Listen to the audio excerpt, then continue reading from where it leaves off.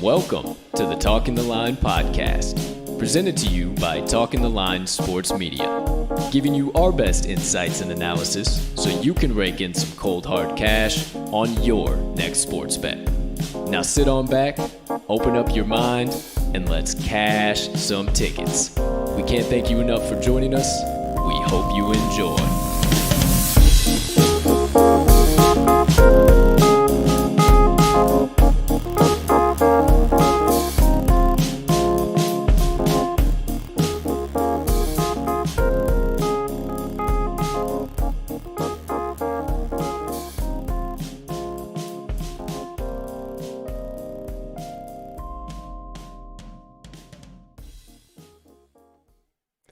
Good morning, good afternoon, good evening, ladies and gentlemen, degenerates and gamblers, far and wide.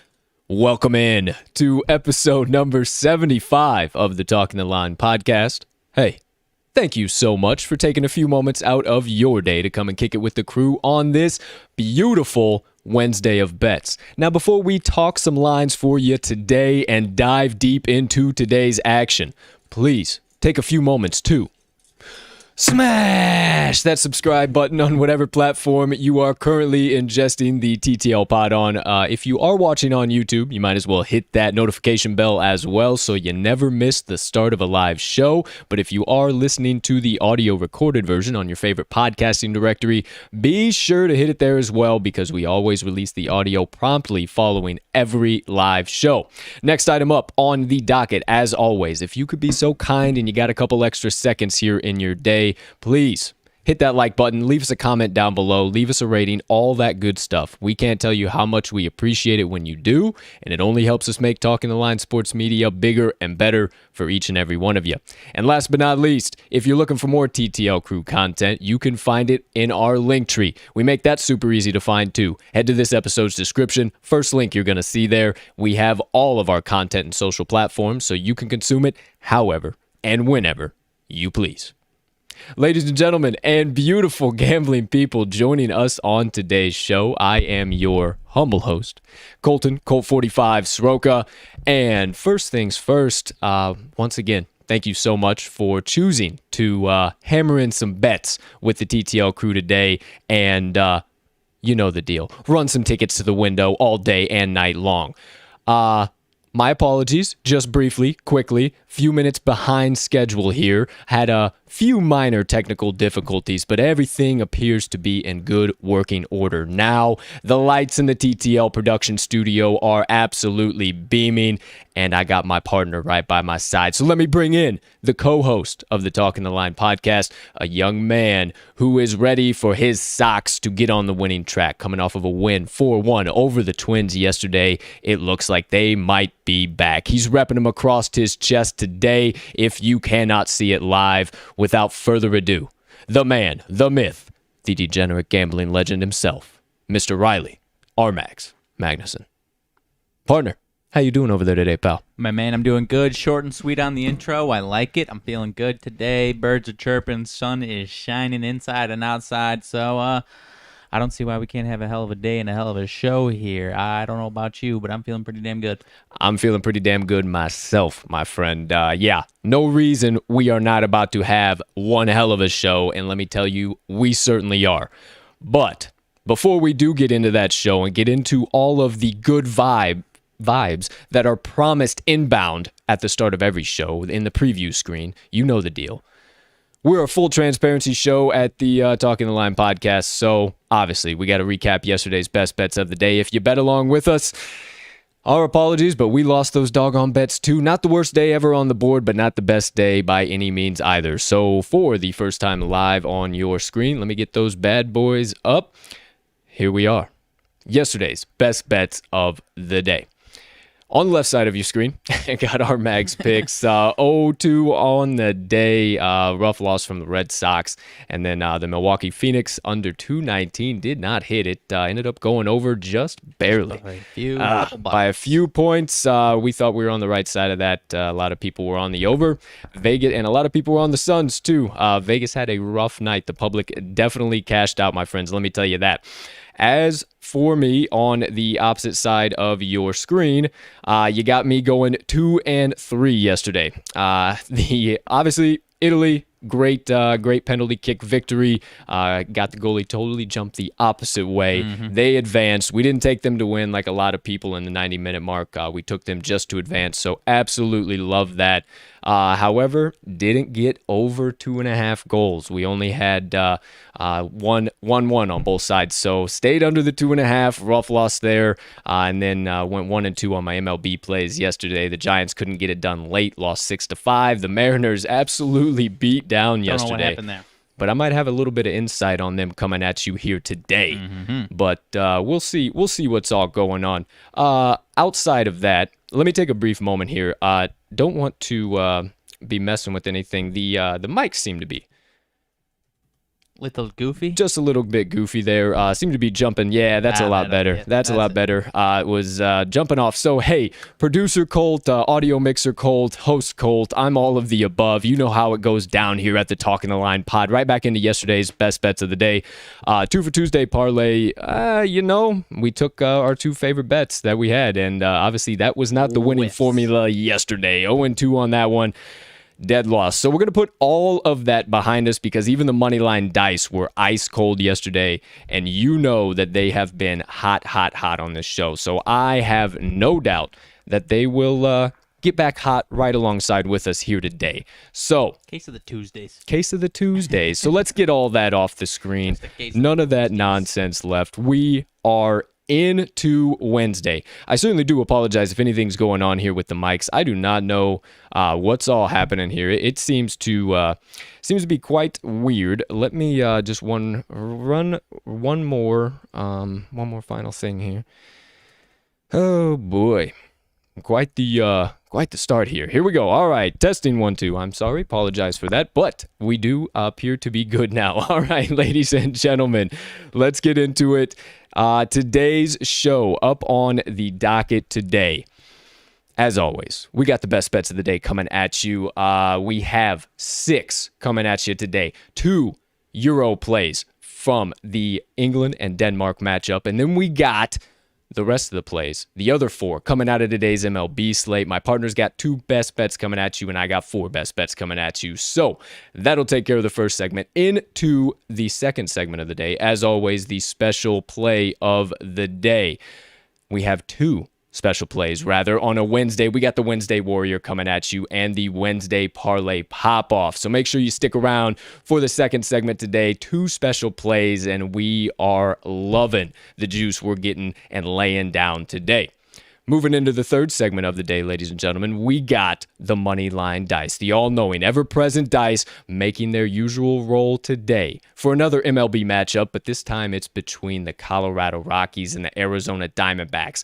Diamondbacks ice cold, Rockies no good on the road. We're not going to put our analysis into it. We're going to let the dice tell us who we should take. That'll wrap that all up. You know the deal. Betting portion, analysis half of the show. Then we'll get into the second half of the show. Today's rants and reactions. We're going to be getting back into the latest Olympics news, everything in between there. And then we'll talk about the MLB trade deadline, few other things to discuss there. And then we will also have plenty of other hot takes from across the world of sports and sports gambling. So make sure you stick around for the rants and reactions. It's going to be a good one today. And then I'll close out the show with my motivation minutes, as always, giving you a message today on some ways to control your brain. I've spoke on it quite often. Didn't change it on the agenda there today. Sorry to confuse you there, partner. But I speak on it a lot. Talked about controlling your brain and how you and your brain are totally separate. But I've never really given some concrete ways that you can start controlling your brain and applying that in your life. So I wanted to give you 3 key ways today. You want a little bit of that action, a little extra motivation to get you through this Wednesday. Stick around for the very end of today's show. My gift to you, my motivation minutes. But for now, cut all the nonsense, stop all the drama, stop all the banter that you could go to every other sports media outlet and get. You come to the Talking the Line podcast for the stone cold locks and running tickets to the window with the TTL crew all day and night long. So without further ado, ladies and gentlemen, it's time to get back into it. Time to talk some lines for you today. Episode number 75 of the TTL Pod on this beautiful July 7th, 2021. Let's get into the first segment of the day and the first half of the first segment. TTL Crew's best bets of the day and RMags best bets of the day. He's got 2 coming at you. I told you now. He's got some good value coming out of the MLB slates here today. Not getting too wild, not getting too crazy, and as always, I have already hammered them in on my sportsbook. So I suggest you get all ears, you get all eyes. Rip out those sports books. Get ready to smash them in. And without further ado, as always, hey partner, you have the floor. Alrighty, I guess I was ready for that, huh? First 2 plays of the day, as my partner mentioned, coming in the MLB. We've got some early and afternoon action, so make sure you lock these bad boys in. First one I'm taking, I've got 1 on each evening and afternoon here. First one is going to be the Reds money line versus the Kansas City Royals. Going to be Sonny Gray on the mound for the Reds versus Brady Singer for the Kansas City Royals. Both of them right-handers. And Sonny Gray's been pretty damn solid lately. 3.27 ERA on the season. One earned run or less in 3 of his last 4 games. And versus this Kansas City offense, he has had some decent success, but he's held the big bombers in this offense, Salvador Perez and Carlos Santana, to a combined 5 for 36 in their careers against him. So I like him to limit those 2 guys and, keep the long ball off the board and keep this one earned run, 2 earned run from him out of the first 5-6 innings there. And on the other side, you've got Brady Singer for the Royals, 4.74 ERA. And as my partner would say, not a guy that you want to be backing your money on or putting any trust in. Unclear if he's going to go 3 innings pitched or 6 innings pitched or what it's going to be. They've been shortening his starts lately. He completed 4 innings pitched only once in his last 4 starts, so could be a bit of a bullpen day. But he's facing this Reds team that makes their living off of hitting right-handed pitchers. Last 10 versus righties for the Reds, 343 OBP, 6.19 runs per 9 innings. And if you get into this bullpen on either side of it, you've got Cincinnati in their last 10 games sporting a 2.05 ERA. They've been solid in the late games. Ignore yesterday because they did blow the game. The bullpen did yesterday, but I don't see that happening 2 days in a row. And on the flip side, you've got Kansas City's bullpen with a 5.31 ERA in their last 10. So I like the Reds to touch up Brady Singer in this game, but if it gets into those late innings and it's a tight one, I still like the Reds to put up a handful of runs. So all in all, I might even sprinkle, as I'm saying this, I'm talking myself into a little bit of a sprinkle on the Reds run line. But the safe play on this one, right around minus 130, 135, is going to be the Reds money line with Sonny Gray on the mound. Partner, what you think? Yeah, I'm right there with you, man. Like I said, I've already hammered this one in on FanDuel Sportsbook. Free plug, that's what I typically use. But do really enjoy your analysis there. I like where your head's at with all of the pitching matchup, and especially with how the Reds have been playing right now.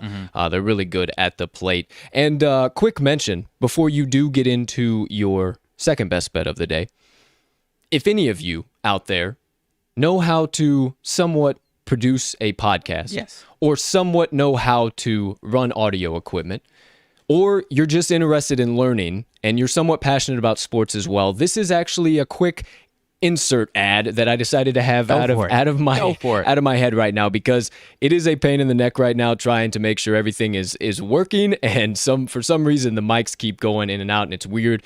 And if I didn't have to pay attention to all that and I could just be the host of the TTL pod, that would be absolutely terrific.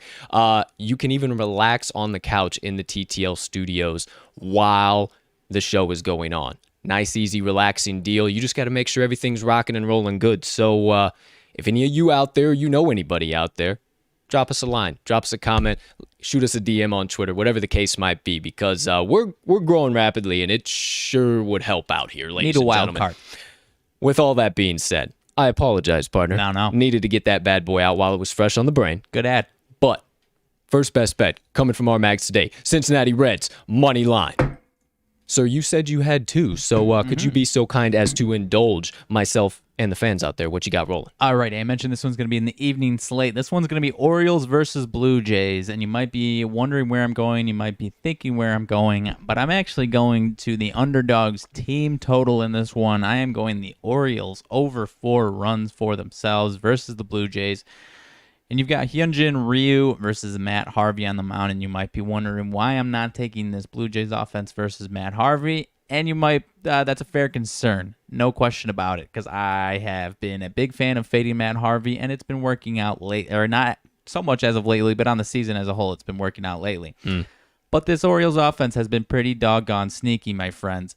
Hyunjin Ryu, 3.65 ERA on the season, 4.88 ERA in June, 4 earned runs in his last outing on July 1st, so things are trending in the wrong direction. Don't want to say sticky stuff issues here necessarily. I'm not saying that. The numbers are just talking to me, but the timeline does add up there. He has faced the Orioles twice at the end of June this season. Very good his first time around, 1 earned run allowed, 4 earned runs in that second game, however, at the end of June there. Because this Baltimore offense hits lefties very, very well. And the second time around or beyond, and obviously in this case, they start to see that lefty a little bit better, and they start to hit them pretty damn well. Last 10 versus lefties, 352 OBP, 6.08 runs per 9. This Baltimore offense is as sneaky as they come, folks. They have scored 4 or more in 8 of their last 10 games. And again, as my partner loves to say, it's a little bit more on the or more side of things. 4 or more in 6 of 8 games versus the Blue Jays in 21 this season. And this Toronto bullpen, even if Ryu doesn't take care of the job for us, the Toronto bullpen last 5, 6.06 ERA, a little bit shaky in the late innings for them. Like I'm kind of leading to, I trust this Baltimore offense. I do like Toronto's offense to put up some runs, but their team total is right around 6.5, so a lot higher there. I'm kind of seeing a shootout in this one, and you know, Orioles have actually won Matt Harvey's last 2 starts, and it's against these Blue Jays and the Houston Astros. Okay. So, hey now. I wouldn't blame you if you want to take the Blue Jays money line or spread. I can't blame you for that because it's very well that could still happen. I still think it's going to be a bit of a shootout, and you know, you might see a 7-6 win either way in this one. Not telling you to take the Orioles money line necessarily. I wouldn't blame you if you did that either. But I personally don't think I can do that with Matt Harvey on the mound. With all that being said, I do trust this Orioles offense to put up at least 4, folks. You know, not even just a push. I trust them wholeheartedly to cover at least 5 runs, 6 runs here in this one. Partner, what do you think? I definitely agree with you. It's a little bit higher on FanDuel at 4. You're getting a little bit better odds at 4, but I think they get well over 4. No question, no problem, no harm, no foul. Yeah. I also do think it's going to be a shootout here today. Yep. I think definitely the Blue Jays will get the win overall, but stay away from that run line. Yep. Kind of word from the wise here, if you do say so myself. You lack know, of you a better very term. could well win on it. It might be a 12-8 Blue Jays win. Who knows? We'll see. But who cares? All we need is the Baltimore Orioles to get over 3.5 or 4 runs, whatever it is currently on your favorite sportsbook. So, second best bet of the day coming from RMags, Orioles team total over 3.5 or 4. Well, let's keep it moving. keep it moving, keep it grooving.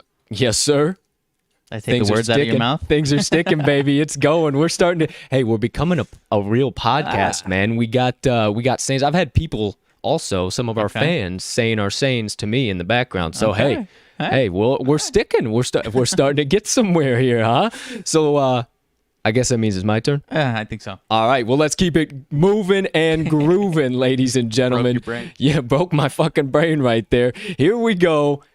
My best bets of the day. Told you I got 4 coming at you. I'm going to start with 2 MLB plays, and then I'm going to roll on over to the Euro match on today's card. Here we go. Without further ado, without further hesitation, no more delay. My first best bet of the day coming out of the MLB slate, I am taking the Pittsburgh Pirates plus 1.5. Now, you might be looking right at the Atlanta Braves, seeing them on a short line total and thinking that you should hammer them in as a favorite, but there's a couple key things and trends that are lying into this as to why I am not taking that side, and comes down to somewhat of the pitching matchup as well, how these teams are playing offensively currently at this time we find ourselves in the MLB season. As for the pitching matchup that I mentioned first, we have Drew Smyly on the mound for the Braves, and on the mound for the Pirates, Will Crowe. Now, Drew Smyly and Will Crowe have faced each other the exact same matchup back on May the 20th, and the Pirates won 6-4. The Pirates stayed in the game back and forth all through about the first six innings, and then once they got Smyly out of the game, then they were able to really touch up that bullpen, ended up getting the outright victory. We don't need them to do that here today. We just need them to keep it close once again, which they have done in both the previous games. Well, actually, they won 11-1 in game 1 of this series and won 2-1 last night. Do I think they get the outright victory again? Not necessarily. I give a little bit more edge to Drew Smyly, but there are some key things as to why I am fading him here today and believing that the Pirates are going to keep this within 1 run. Smyly, on the season, he has been pitching solidly over the course of the last month, but overall in his career, he has an overall average ERA of 4.16 in 8 seasons so far. He's pitching really good right now, but I think we start to see some definite regression, no question in my mind. He had an 8.04 ERA in April, a 4.24 ERA in May. So I think we start to see a little bit of a tick back up here after a pretty solid June, and not to mention, he has faced the Pirates this year, as I told you, 4.50 ERA against them over 6 innings pitched. In his career against the Pirates, he has 31 at-bats against them. They have a 271 batting average, 310 on-base percentage, and a 970 on-base plus slugging. So the Pirates have been able to handle him just fine, and not to mention, the Pirates have been heating up at the plate against lefties lately. Over their last 5 games, overall against left-handed pitching, 266 batting average, 373 on base percentage, been able to draw a lot of walks, and 5.17 runs per 9 for the Pirates. So I like them to be able to handle Drew Smyly just fine. I'm not saying he's given up 5-6 runs by any stretch, but I don't think they'll have a problem putting up 2-3 early on him. Now, as for Crowe, he hasn't had the best numbers on the planet. There's not a whole lot great you can find on him. However, he allowed 4 runs over 5 innings the last time he faced Atlanta, but then the 6 starts following that, he allowed 3 runs or less in 4 of those starts. So he gradually improved. Actually, one of those starts was 3 earned runs, with the rest less being 2 earned runs. So I like him to continue to gradually improve here today. However, like I said, he's not my main focus because I honestly am not playing this because of his arm. Playing this because of a couple key trends and what I've been seeing from these offenses lately. Atlanta is 19-20 ATS as an away team. They are also 6-14 ATS as an away underdog, or as an away favorite. I apologize. Atlanta is 17-43 ATS as a favorite overall on the season. Pittsburgh is 19-18 ATS as a home underdog, and Atlanta is 14-27 ATS after a loss. They have not been able to get the job done, Atlanta, on the run line this season, regardless of where you put them. I think this is yet again another setup line. Very small underdog for the Braves on the -1.5. You're getting also great odds on the Pirates +1.5, and that is the smart play here because I think this is once again another low-scoring affair, back-and-forth shootout. Pirates potentially getting the outright victory, but I'm not playing that. We just need them to keep it within 1 run. So my first best bet of the day, Pittsburgh Pirates +1.5. I think I'll be right there with you I think I will be right there with you on this one, my man. This Braves team is definitely one of the teams in the league right now that everyone just expects to be top of their division, clipping along no problem. But correct me if I'm wrong, but I believe they are under 500 team right now as it stands. Yes. Yeah. So, like you said, we don't need them to win. We just need it to stay within 1. I like it. Absolutely, my friend. So there you go, ladies and gentlemen. Number 1. Now coming up with the second MLB best bet of the day. And hey, it's okay. You guys can call me crazy if you want. You can fade me if you want. But I suggest you don't, because I'm going back to the matchup between the New York Yankees and the Seattle Mariners. And once again, just like yesterday, I am hammering in the Seattle Mariners money line. So all of that being said, I have some serious issues here. The Yankees put in a 12-1 beatdown of my Mariners last night, who I have really liked backing, and somehow they're only minus 120 at time of open favorites, and actually have dropped down to right around minus 118. So the line is starting to drop down, despite them getting a boatload of the money here today. Interesting. Well, last time I checked, that's not how Vegas works, and they don't make it easier for the public where all the money is running in for that team to win. But in case you don't believe me on all of that, let me give you a couple key trends and also this pitching matchup as to why I'm taking the Mariners once again on the money line. Domingo Germán on the mound for the Yankees, and Yusei Kikuchi on the mound for the Mariners. Now, Germán, ladies and gentlemen, the wheels have fallen off. It looked for a little bit that he might start to find himself in some sort of command, but they are off the wagon, ladies and gentlemen, and it is a full downhill slide for Domingo. He had a 7.27 ERA in the month of June. Boy, oh boy, is that a mouthful. And he has allowed 18 earned runs over 19 and a third innings pitched over his last 5 starts overall. The Yankees have lost 5 out of his last 7 starts, and he has allowed less than 3 earned runs only twice in those last 7 starts. Telling you, the wheels are falling off, and I think that the Mariners have plenty of success against Domingo here today. Now, as for Kikuchi, he had a good start to the season, not too bad, a little bit better than mediocre. Then he hit a little stint on the IL. Well, he's off the IL now, came off of it right around the middle of June, and he has been dominant since he came back. He faced your Sox, went 5 2/3, and also faced the Blue Jays and Tampa Bay, went 7 innings against the Blue Jays and the Rays. In those three games, he only allowed 3 earned runs. And in the 4 starts since coming back from the injured list, he has only allowed 3 earned runs over 19 2/3 innings pitched. So compared to Domingo Germán's 18 earned runs over 19 1/3 innings pitched, I think you can kind of see here where the value is lying on this pitching matchup. Not to mention Kikuchi 1.90 ERA over June, and he is carrying that right along into July. 1 start here in July, he's got a 1.29 ERA. If you don't like all of that, you don't believe me, a couple key trends here that I think you should consider.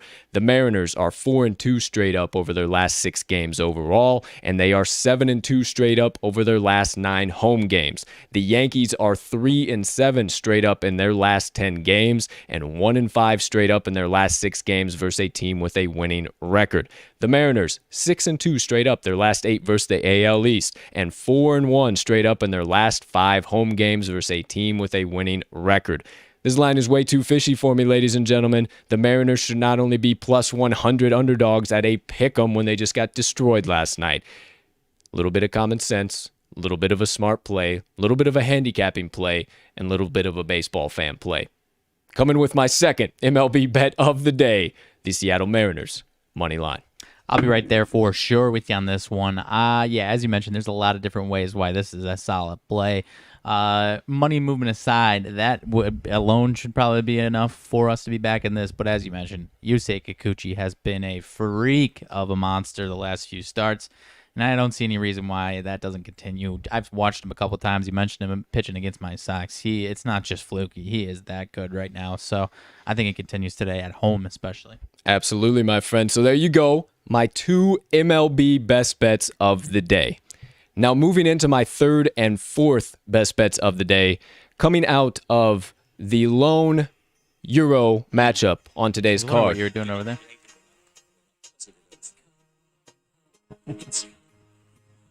It's coming home. Football's coming home, isn't it? All right, ladies and gentlemen, here we go. It's time to get into it. Today's Euro plays of the day.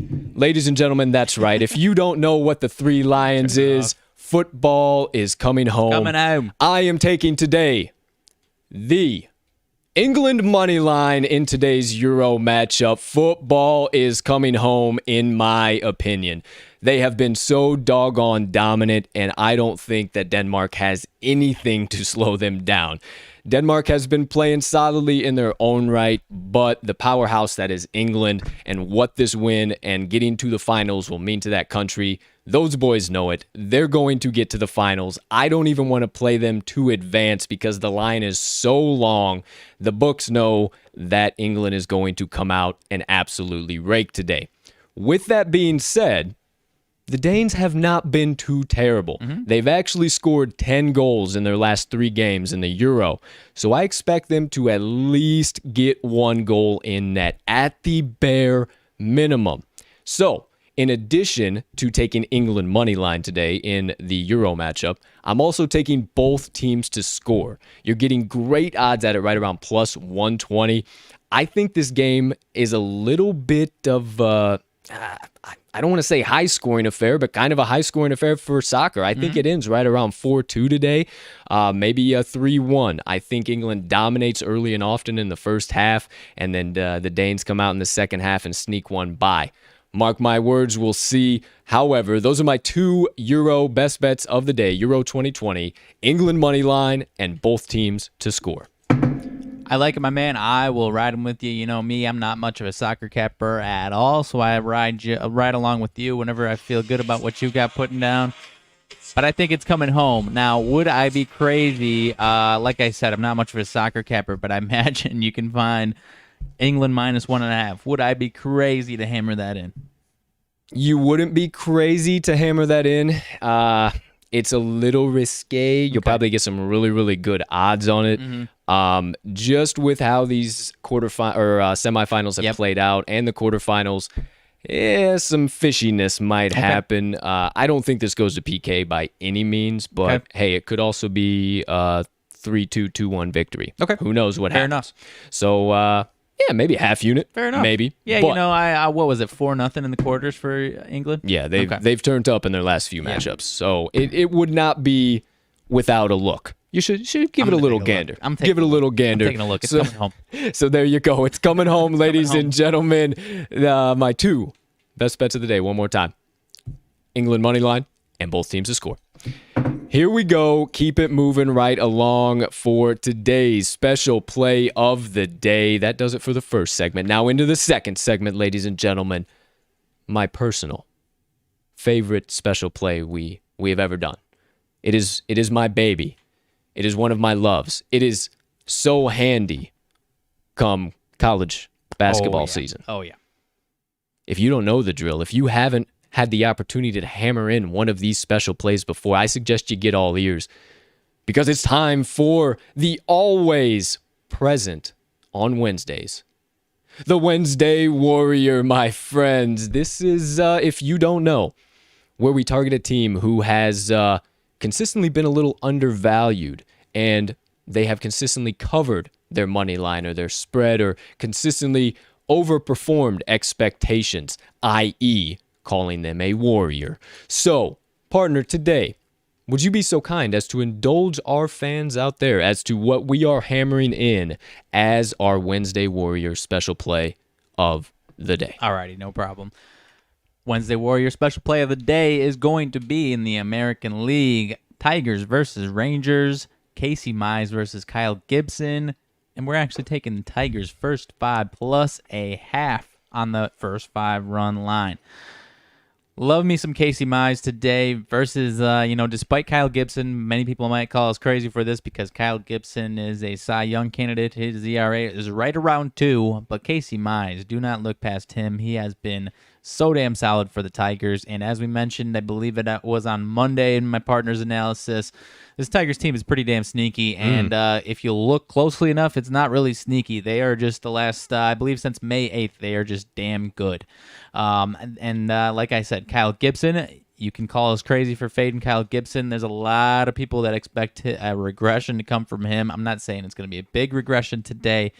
I just think this is going to be a crazy, crazy low-scoring game, and I like this Tigers offense a hell of a lot more than I like this Rangers offense right now. And I think, like I said, Kyle Gibson regression, I don't know if I'm calling for it, but I'm kind of calling for it. I'm right there with you, man. Kyle Gibson has been one of our favorite pitchers to back all season long, but so is Casey Mize. And Casey Mize is proving worthy of that number one overall pick for sure. He is consistently getting better and better. I think this one, I alluded to my partner earlier, I believe this could be a 0-0 game through the first 5 here. One thing I also wanted to mention is on the first 5, the current lines right now, the Rangers on the money line are at -162 with the Tigers at +132. While on the run line, the Rangers -0.5 is -108 and the Tigers +0.5 is -112. Okay. So with that steep of a money line, wouldn't you think that the -0.5 would be a little bit longer there? Plus money or something? Well, who knows? So I absolutely love this game to be tied, and this key number right around the 155 to 170 mark for the first 5 money line has been kind of a trap line here so far this season in the first 5, and especially here recently. It's kind of been a little bit of a weird, shaky deal going on in the first 5 innings. So I think this game, at the very least, is tied. I'm not saying that the Tigers have the outright lead, but I'm saying they are very sneaky at the very least. We love them to have it tied. So, one more time. Today's Wednesday Warrior special play of the day, Detroit Tigers, first 5 run line, +0.5. Might need to dig up our record on Wednesday Warriors because I know it's pretty damn solid. I know it's damn solid. We haven't had too many baseball ones, so I'm not sure what our baseball record is on it. It might be. I think it's still solid. I just don't think we've had too many, but I know our college basketball and NBA records absolutely ridiculous. So needless to say, we can't wait for college basketball to roll back around. NBA wrapping up here, but we got some final opportunities to bet there. Either way, ladies and gentlemen, it's Wednesday. So we don't have one, but 2 special plays coming at you today. So we just gave you the Wednesday Warrior. Now it's time to get into today's Wednesday Parlay Pop-Off. If you also don't know what this is, we take the Wednesday Warrior, the aforementioned Detroit Tigers run line, on the first 5 innings. And then we combine it with one of RMags plays and one of my plays, and then we just give it the nifty name of the Pop-Off. Of course, it's a parlay. Today's Parlay Pop-Off coming in right at +470 odds for a 3-legger, getting some serious value. Now, you know the deal. We don't really give you any additional analysis here because we've already given you that and all of the plays and everything in between.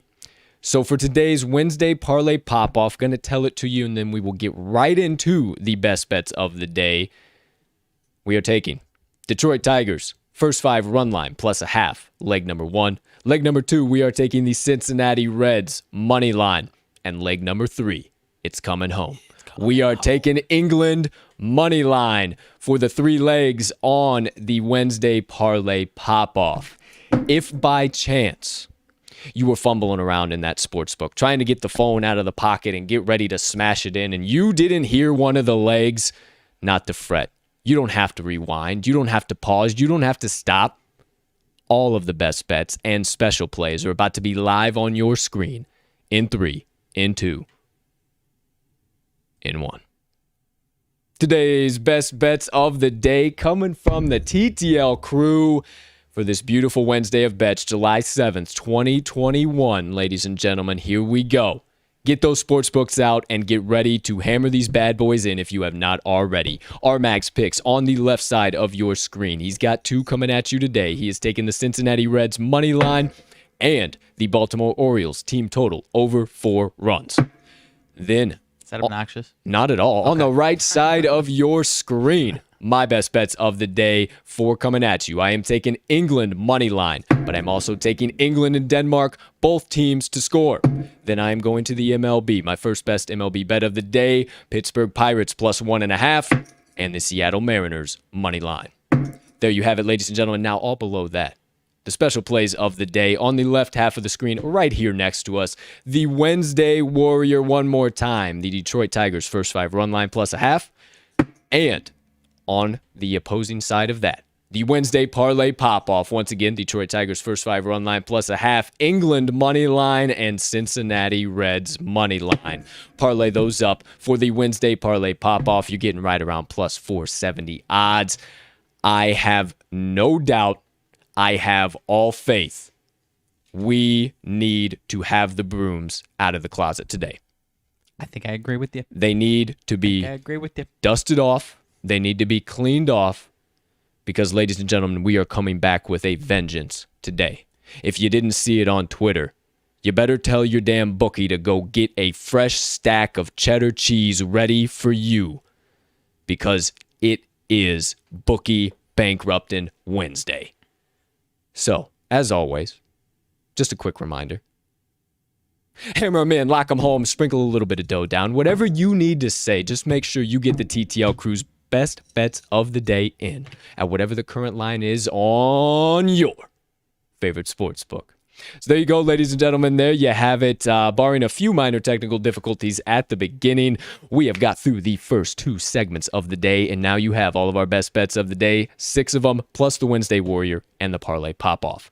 Now, a little bit of extra text on your screen there. You see the Moneyline Dice directly right above us here. At the top of the show, let you guys know we're going to be rolling for the matchup between the Colorado Rockies, not playing in Coors Field today, rather going to Arizona and playing the Arizona Diamondbacks. What stadium is that? Should tell you right there. Chase Field. Chase Field. That is. They haven't changed it. All right. So I figured they would have changed that by now. Nope. Guess not. Power to the banks. But nonetheless, let's get into. Hey, follow the money. Get into today's.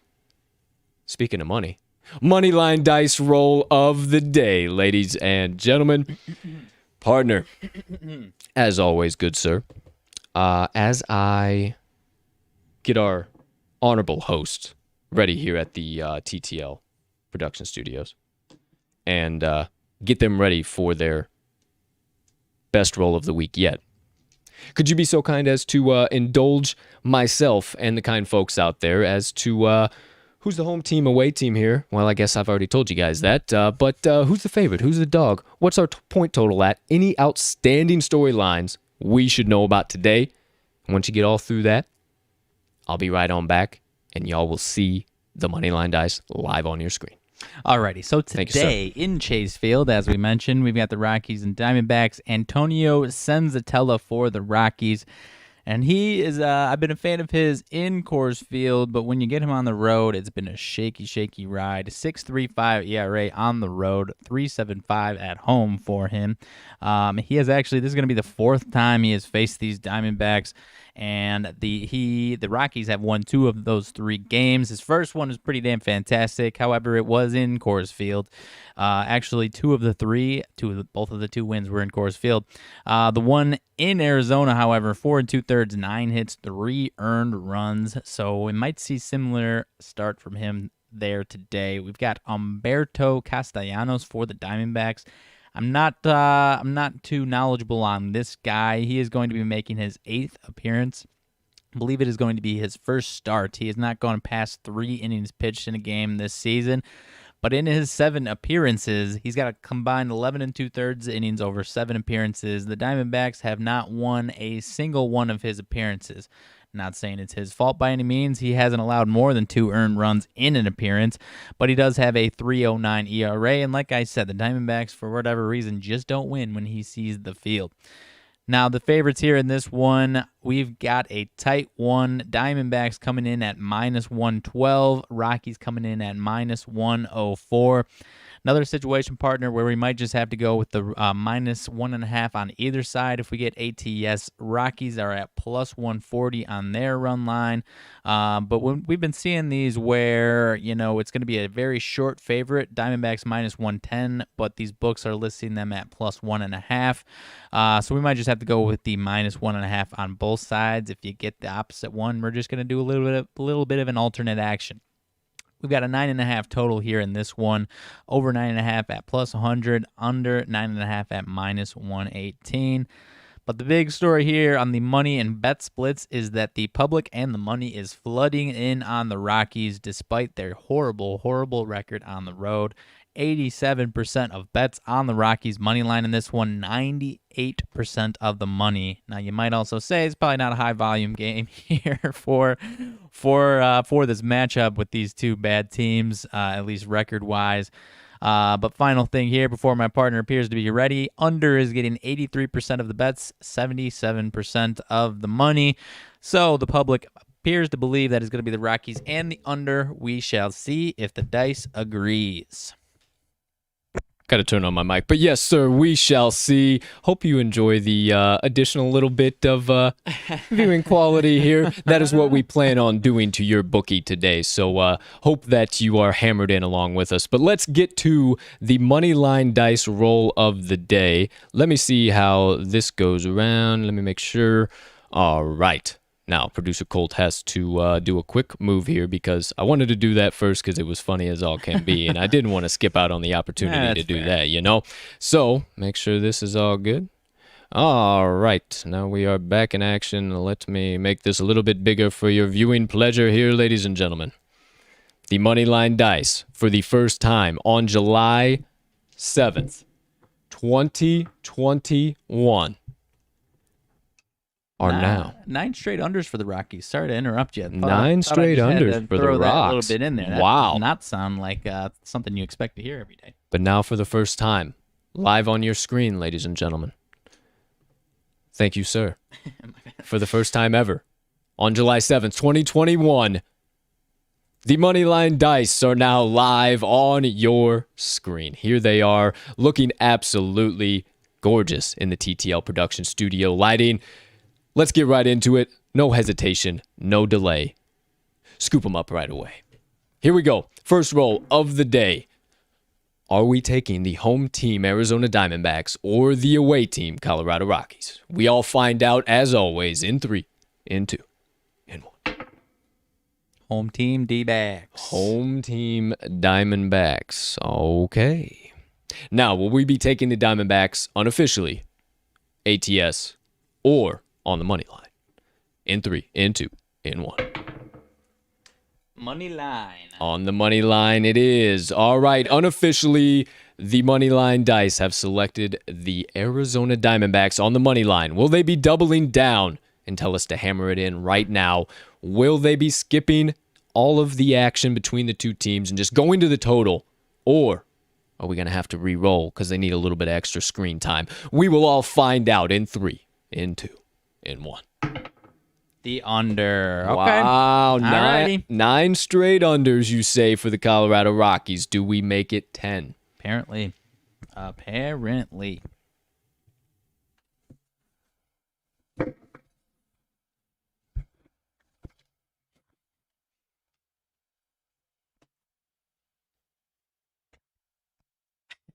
The dice have spoken!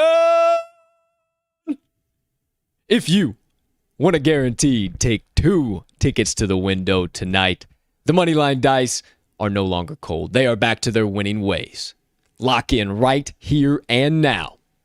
Arizona Diamondbacks, Moneyline, and the under 9.5 runs. Thank you, Dice. We appreciate you. Thank you, Dice. The all-knowing, ever-present, ever-powerful dice, leave them on the screen for just a brief more second so you can see them. If you would like to get your own Moneyline dice here, or one of the awesome other products or merch that they do have on their website, we make it super easy for you to do so if you've been thinking about it. Just head over to this episode's description, and we got the MoneylineDice.com link right there for you. Not to mention, we also have a nice offer code just conveniently placed right to the side of it. Go ahead, hit the link, pick out what you want. If you just want the dice or if you want anything else, nothing is off limits. If you go to checkout after you get everything in your cart, enter code TTL10, and you're going to get 10% off your first order on MoneylineDice.com. And if you, perchance, didn't get the offer code, it's TTL10. And we also put it down in the description. So go to MoneylineDice.com today. Get your own set. Start rolling with the crew. And let the all-knowing Moneyline Dice start cashing tickets for you. Get us on the QVC, dude. I'm a wizard with this shit over here. So there you go. There you have it, ladies and gentlemen. The Moneyline Dice roll of the day. For those of you listening and not watching live, one more time, Arizona Diamondbacks and under 9.5 runs from our honorable guests, the Moneyline Dice, today. Thank you, Dice. Thank you, Dice. My man, I've known you for about 7 years. Uh-oh. I have never seen a dumber look on your face than right before you said the dice have spoken. Not in a bad way, just you. I'm very glad that I could assist in doing Dumbest that. look you have ever made in the 7 or so years that I've known you. Hey, trying to move the needle over here, pal. So, hey, I hope you guys enjoy that. I do that out of your sheer enjoyment every day. Hey, it kind of be I did it one day. It kind of became a joke, and then I just kind of kept it a running thing. And now, Here we are. every day, here we are. The dice have spoken. How you doing? Keep it moving. That does it for the third segment of the day. Once again, thank you, Moneyline Dice. There you go. There you have it, ladies and gentlemen. Producer Colt has to make one quick move here, and now he's got to talk to you. For those of you who are the kind, degenerate, gambling folks that just join us on the TTL Pod for the first half of the show, thank you so much for stopping by today. And if you are about to head out of here, we hope you have a spectacular rest of your Wednesday, unless you have other plans. But hey, don't stay away for too long now. We really hope you don't after we get done cashing all these tickets here today. Make sure you mosey on around the bend for Thursday's show, because we need your help bankrupting these sports books one play at a time. So have a great day. Actually, a spectacular day. Unless you got any other plans on the horizon, and we will catch you on the flip side. Peace and love, my friends. But for those of you sticking around for the second half of today's show, you know the drill. You know where we're about to go. It's about to get hot, juicy, and everything in between. Without further ado, it is time for the second half of TTL Pod, episode number 75 on July 7th, 2021. Today's Rants and Reactions. All right, ladies and gentlemen, here we are. Let's drop it into first gear. Kick it on back just a little bit. And hey, talk some shit. You know the drill. Let me get all situated here, partner. First things first, my friend. You're looking good over there. Thank you. You're looking good. How you feeling? How you doing? Tell the folks how you been moving. Outside of that, what's on the horizon today? Oh, not too much, my man. We got some early baseball. My Sox are on at noon. But, these injury issues, we didn't even talk about it yesterday. Yasmani Grandal, and I guess it didn't come out how long he's out, but 4 to 6 weeks. So, 6.5 lead in the AL Central. Luckily, our division is a big pile of dog shit right now, except for the Tigers, who fortunately are still double-digit games back, so they're not really nipping at our heels quite yet. But, aside from that, I'm pretty damn solid. Going to keep it moving after this, keep it grooving. Love it. Absolutely love it. Shooting shots at the AL Central here today, huh? I mean, look at the standings. Yeah, they are. We've had some pretty major injuries, and we're still, clipping right along. You are very correct. It was kind of how my Cubbies were doing. They had some crazy big major injuries, and were able to keep going. And now all of a sudden Some big injuries, huh? Yeah, not good at all. Not good at all. What's going on? Speaking of your Sox, speaking of my Cubbies.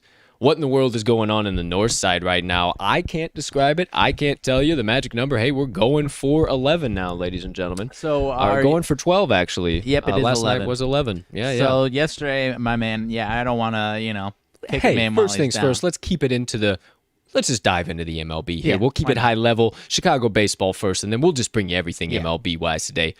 What do you got for me, pal? So, not to kick you while you're down, but that was brutal yesterday. 15 to 10. Yes, Does sir. Does it piss you off more that they ended up putting up 10 runs and got a lot of them in the late innings, or are you optimistic that might be a momentum builder coming into today and beyond? Zach Wheeler versus Alec Mills. What could go wrong? what could possibly happen? I mean, you looked at me and said, "Oh, well, Alec Mills has been good at home." Well, yeah. Who knows what the heck we're gonna get out of him?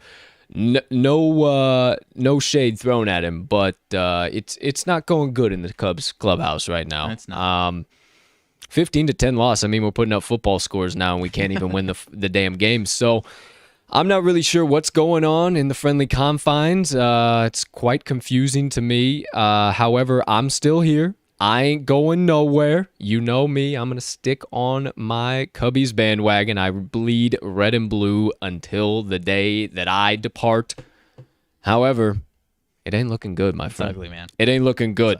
Your Sox, are they back here, or can we take them out off of the D&B list here in a couple days? We got to see a couple more games. What the hell's going on with the Southsiders there? I might keep them on the suggest to keep them on the watch list, DNB list. Not because they aren't playing well; they're playing pretty average. I mean, pretty much 500 the last week or two, and they're kind of beating teams or losing 1 out of 2, and then taking 2 out of 3 from teams that they are not the best teams in the world. So if you get them against Astros, or I don't know when we play any of these teams, Astros, any of the top teams in the AL.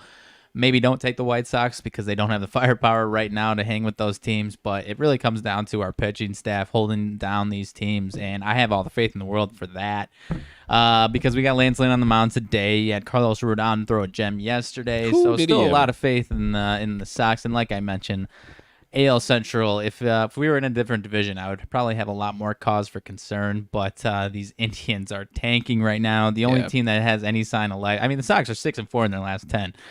But so are the Tigers, and as I mentioned, we've mentioned the last few days, this Tigers team is sneaky, but luckily they had a rough patch to where they still are not even nipping on our heels quite yet. Nope. But, I mean, if things continue to go the way they go, they could, I'm not saying, just being a little less than biased and optimistic, they could start to creep in there. But thankfully that Indians team is about as brutal as it gets right now. When are you supposed to get Eloy back? It honestly seems like we're about to get almost everyone back in like August, late August, mid to late August. So optimistic. Like that's why I'm not, I'm still very optimistic. Like if we had our current team going into the playoffs right now, I still feel great about our chances with this current team to win the AL Central, no question. But if we're going into the playoffs, the team that we currently have, it might be a quick exit. But having said that, like you said, I think we get 2, if not 3, all 3 of our guys back come late August, if not into September, because those guys got some juice. Yasmani Grandal was our best hitter up until he got hurt. Freak injury, just like leaned up into watching a ball and then immediately went down. Mm-hmm. I don't know what's going on out here. I've never seen any baseball injury to a team's core players more than this. Maybe I'm watching them every single day, but I've never seen it like this. Yeah, it's been quite the showing over there in the South Side, that's for sure, to say the least. But hey, top of the division, 50 wins. Hey, what can you say about that? The boys in the black and white pinstripes, they are getting the job done there right now. So hopefully they don't fall off a cliff and they keep the trend rocking here. Hopefully my Cubbies, and if they're your Cubbies too, can get back on that uptick here, because we're only 3 games under 500 right now. Only 3 games under 500, even with an 11-game losing streak. We are just fine. We just have to win some fucking games now. You gotta hope the Brewers get a little cold here too. I think they might struggle a little bit. I think they will. I'm just saying. I think you gotta hope for that too. What was it that you told me the Cubs played the bottom? Oh, that's right. Yeah, that was especially after this series, I was like, okay, there's a cause for optimism. The next 17 games, I think, are all against teams that were, as of Sunday, Monday, currently under 500. 6 of them are the Diamondbacks. And the Brewers. The Brewers have some, a tough stretch ahead. I don't remember exactly what it was. I know the White Sox were in that stretch. That's all I remember. But they did have a tough stretch. So that is cause for optimism, despite a couple of, the Cardinals are starting to play a little bit better ball too. But, the Cubs just have to get hot, plain and simple. Yeah, that's all plain and simple, period. So we'll see what happens, man. I'm still here, fingers crossed, and bringing any morale that I can for the Cubby faithful out there. So let's keep it rocking here in the MLB. Kind of segues us right into the trade deadline, and these teams could potentially now be active in buying, selling markets. We'll see any teams that you're targeting, thinking potentially might get a little active, either buyers or sellers in this market. Yeah, we can even touch on our own teams here real quick, because the Sox, there's a lot of buzz that they want to at least add it back given the current state of the lineup. But if you're thinking that all 3, honestly, it comes down to, are you confident that at least 2 of these 3 guys, if not all 3 of them, are coming back in August? Because if they are, then those are basically de facto trade deadline additions to that lineup. That's already a first place team in the division. And Eloy and Luis Robert, their bats alone are lightning rods. So Right. if you think that they're not going to be coming back, or if only one of these guys are coming back, then yeah, I think you do add at least one bat. Eduardo Escobar over in Arizona was a name that's been floating around. I thought they were going to pull the trigger a few days ago. But aside from that, I mean, I feel like we're going to see some teams wanting to add some pitching help because there's a lot of teams, especially in the AL. I'm thinking AL right now that have some really damn good offenses. And we've talked about how the Red Sox, their offense or their pitching staff has been a little bit better. But if they get Chris Sale back, but not only that, if they add another guy, that's a damn dangerous team come October. Yeah, definitely. So I think they could be a one. I mean, the Blue Jays, they've been kind of hovering around 500, surprisingly. So if they really want any chance of October, and they certainly do, I mean, there's no guarantee that they're going to make the playoffs in that division, but they might have to add an arm. Red Sox maybe two. I mean, maybe. I was looking at numbers yesterday, and obviously Eovaldi wasn't great last night, so I think they might want a little more consistency. But 4 of their 5 guys, ever since the sticky stuff trends have gone out, they've actually gotten a lot better, except for Garrett Richards, who has been ice cold. Pretty amazing. That's actually the one guy we haven't talked about as much of that stuff, but he is basically just like, yeah, I'm just trying new shit out here these days. And, so chances are they're going to want to get him out of that rotation. Oh, boy. But obviously, yeah, I mean, that's another team. If Chris Sale's coming back and you think that's kind of a de facto trade acquisition. So Right. those 2 teams, I think, might be the ones because, I mean, then you think of the Astros, but they've got some pretty damn solid pitching rotations. So I think Blue Jays or Red Sox might be the AL teams that might add some arms. Yeah, I think the Cubs should. As much as it pains me to say it, I just don't think Jake Arrieta is that arm anymore. And after last night's performance, are we really going to bank on him being in the rotation post All-Star break? I just don't think we can if we want to have any shot of, at the bare minimum, getting a pennant. I mean, or at the bare minimum, getting a wild card for crying out loud. I mean, it's not going to happen. So we're going to have to make some adjustments. The bullpen has still been really, really good. We've had a couple additions there that have just been absolutely raking. If we could limit the mistakes and put up any runs, I think we'd be all right. However, with what's going on right now, we might turn into some sellers, ladies and gentlemen, and that would be tough to watch. This might be the time. I don't know, but the way it's looking right now, it is not good, and it is looking like classic Cubby baseball where they start to fade come July, and I don't think Mr. Ricketts wants to watch that again. Yeah, so I don't know, man. It might get a little hairy here. It might get a little depressing here, ladies and gentlemen, but keep the faith right now. Let's get a win here tonight against Zach Wheeler. For your sake, hopefully this is the darkest point of the season. I hope so. I hope so. Another team that just came to mind that I would say could be in the market for adding a bat would be the Mets. Top of that division, great rotation. They've been just absolutely ransacked with injuries this year. Right, and that rotation is as legit as they come. Absolutely. But that offensive lineup, I mean, yeah, their lead is pretty narrow. I mean, there's a lot of teams in that division alone. They're still within striking distance. I think the Mets have a very, very solid chance at clinching the AL East. Yeah, I mean, they have a very solid chance. They add a legit bat, if they can stay hot like this, because it seems Pete Alonso's the only guy doing anything right now. Everybody else are just hit and miss, but yeah, if they could add a legit bat for sure, and then get a couple of guys back off the IL come end of August, beginning of September, watch out for the Metropolitans. Yeah. Woo. What about? Think the Dodgers, depending on what they think is going on with Mr. Trevor Bauer, you think they try to replace that arm?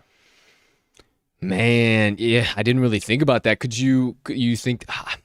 I don't know if they're thinking they maybe could get it done with 2 aces with just. I mean, they still got a damn good team. They have still a great have a World Series caliber team. I don't know if they'll add anything if they've been a team that Bauer back. If they have the assets to sell off, if they think they can add a guy that's going to help them, even improve their chances, they've been doing that the last few years. So that is true.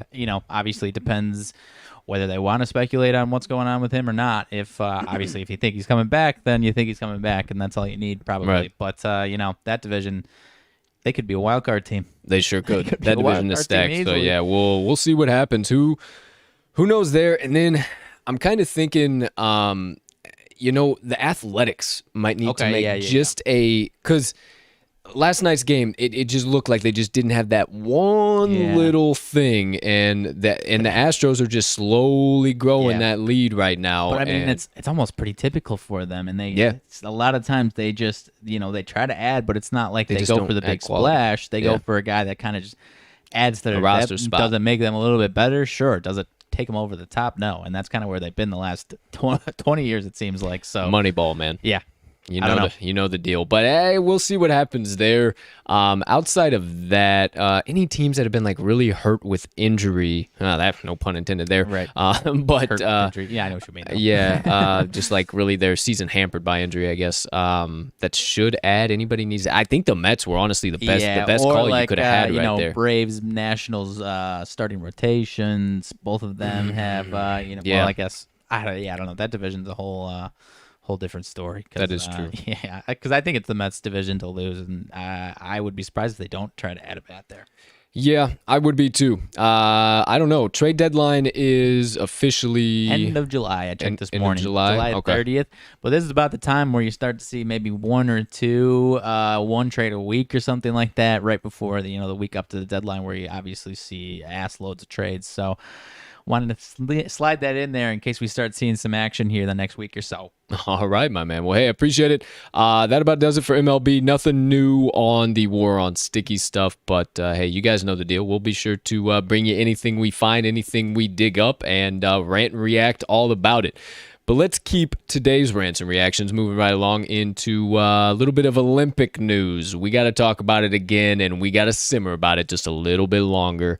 The news came out officially yesterday that Sha'Carri Richardson will not be allowed to participate in the Olympics after not being selected by the USA 4x100 relay team. How are we feeling about that, man? Yeah, rough stuff, man. I don't think we need to touch on it too much more, but it's just, we've been covering it, obviously, and it's a bummer.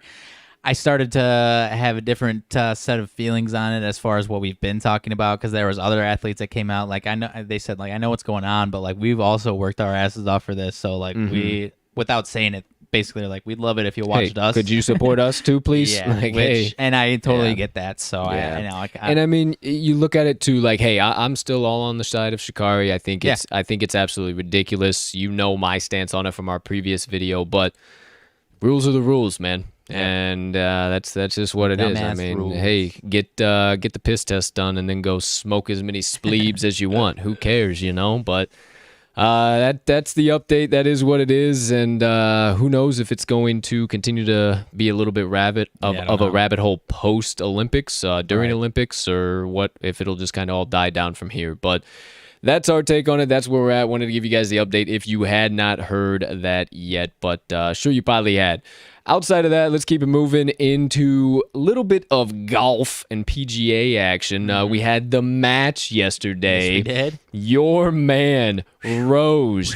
Only 9 rounds since August. Talk about he's been playing 9 rounds since Tuesday. Yeah, basically what I said last night, my man. What is going on? He was the best golfer on the course. I mean, channeling his inner Kevin Na and chasing balls into the bottom of the cup. He was good, man. I mean, he was monstrous. And Bryson, shank. Phil, into the bunker. Tom, shank. Rose?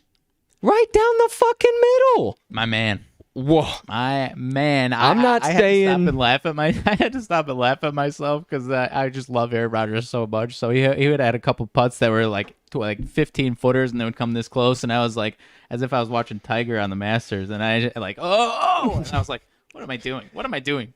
Like, relax. I'm not saying they got the victory because of Rose. I'm saying. But they got the victory because of Rose, man. I'll be honest with you. I have not been too concerned about his future in Green Bay until I watched him play golf. Yeah. He's gonna have a career in golf. Is he going to try and get his tour card and just say, fuck the NFL, he's done? Well, also, in other news, I got to go here, Mags. Actually, I just briefly have to go here, and I know that you will probably boo-booing anything, but I am actually coming to you this time from a different perspective. Okay. In humble adoration of the great QB12. Okay. The one who has remained in infamy for quite some years now, 16 in Green Bay. He put the media, the fellas that were hosting the show yesterday, Packers fans, some Packers fans, NFL fans, and the Twitter universe in a mental blender.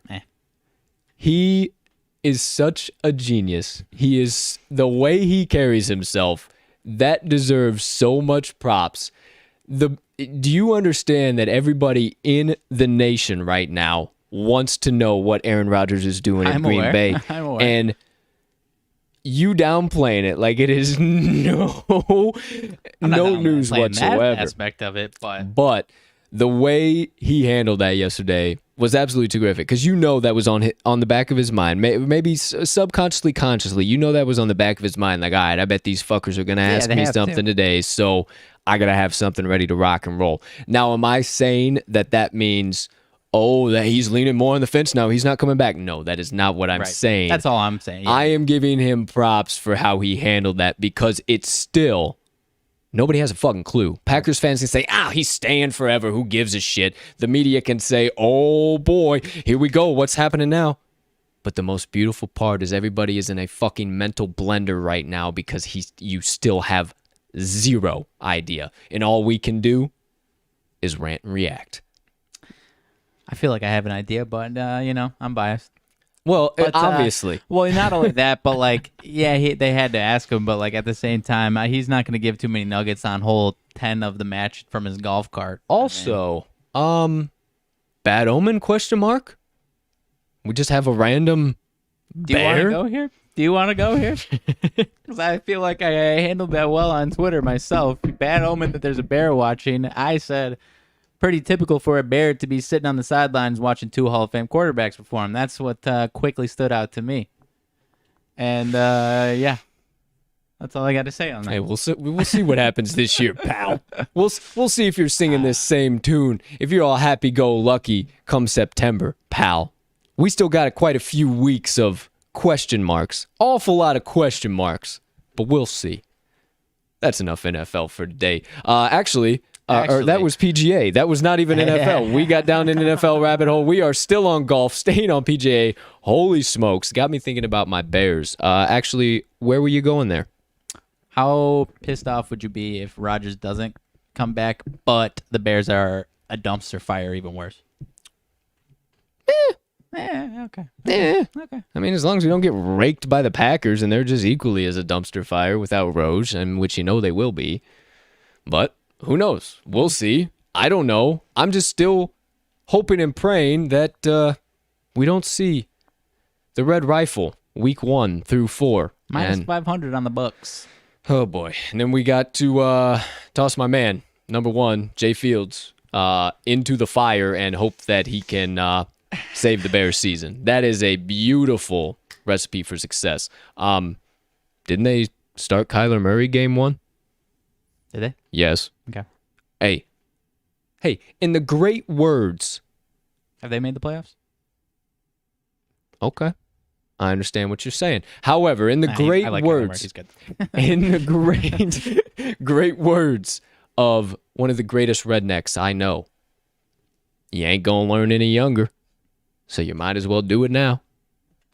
I don't know why we're sitting around, tippy-toeing around, trying to say that we are going to start Andy Dalton. Please, for the love of Gingy, start Justin Fields, if this gets to anyone within the Bears organization.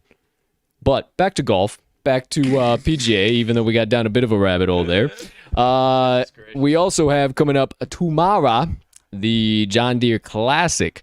Right now, I do not know. The last time I looked, there were odds out as far as it goes on the FDSB, FanDuel Sportsbook. Right now, for the John Deere Classic this weekend, we have Daniel Berger as the overall favorite, plus 950. And then outside of that, not a lot of big names you see. Not some huge names. Kevin Na, as you mentioned on that list. Alexander Noren. You have Kevin Na up there, huh? Plus 3,300 to win. Really? I don't even see a Kevin Na on here. I got Cam Davis at plus 2,800. might be worth a little That's bit of who a won this look past there. weekend, right? Yep, might be worth a little bit of a look, or even at least a top 5 finish. He did look very, very good. Siwoo Kim apparently is pretty favored. I suppose he's played well on this course before. Pretty good odds to finish top 10 and top 5. So a little look for you there. Definitely, Kevin Streelman seems to be a pretty decent favorite as well. Plus 360 for the top 5 and plus 190 for the top 10. So definitely was expecting a few more big names. This one's a little in bit Illinois, actually. Typically a handful more.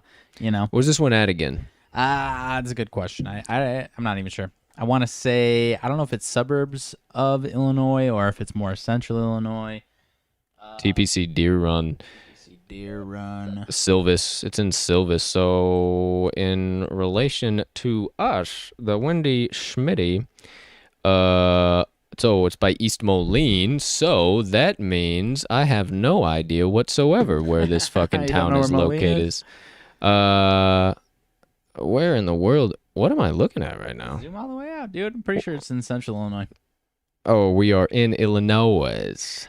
Cedar Rapids, Iowa. Yeah, it's right in the middle. Okay, northwest. Oh, geez, northwest. Yeah, it's almost Iowa. It's right next to Davenport.